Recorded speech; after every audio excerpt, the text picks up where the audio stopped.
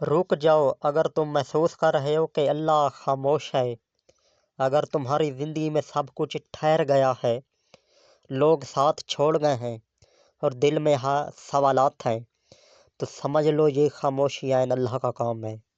क्योंकि जब अल्लाह काम कर रहा होता है तो वो शोर नहीं मचाता, ना ऐलान करता है, बल्कि वो दिलों और हालात को खुफिया असर डालता है। एक दिन एक शख्स मौला अली अलैहिस्सलाम के पास आया। आंखों में हैरत और दिल में बेचैनी थी। उसने पूछा, या अली, अल्लाह खामोश रहता है तो क्या वो हमें भूल गया है?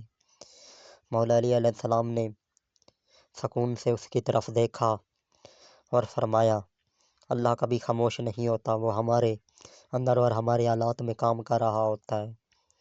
ये सुनकर वो शख्स चौंक गया, क्योंकि हम समझते हैं कि जो नज़र नहीं आता वो नहीं होता। मौला अली अलैहिस्सलाम ने आगे फरमाया, अल्लाह का काम अमूमन ऐसे मरहले में होता है जब इंसान अकेला महसूस करता है, जब कोई तारीफ नहीं देता, कोई हाथ थामने वाला नहीं होता और सब सहारे ख़त्म हो गए हों, तब अल्लाह अपने बंदे के दिल में तब्दीली पैदा करता है। ये वो लम्हा है जहाँ सब्र, आजिज़ी और नियत की असल जांच होती है।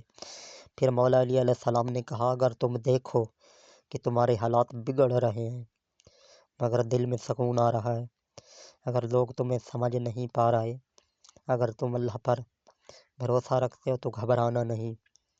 यही वो वक्त है जब अल्लाह तुम्हें बगैर ऐलान बुलंद करने की तैयारी कर रहा है। क्योंकि जो शख्स अल्लाह की खामोशी को समझता है वही असल में मजबूत होता है। मौला अली अलैहिस्सलाम ने एक बात और फरमाई जो दिल को हिला देती है। अल्लाह जिसे बड़ा काम देने का इरादा करता है उसे पहले सब्र, तन्हाई और आजमाइश के ज़रिए तैयार करता है। ये आजमाइश कभी ज़ाया नहीं होती, ये तुम्हारी रूह और नीयत को पाक करती है।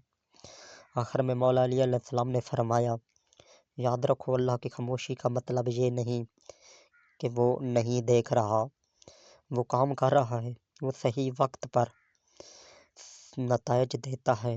ये सुनकर वो शख्स खामोश हो गया, उसकी सोच बदल गई, उसका दिल मजबूत हुआ और वो जान गया कि अल्लाह की हर खामोशी में एक अजीम मकसद छुपा हुआ है।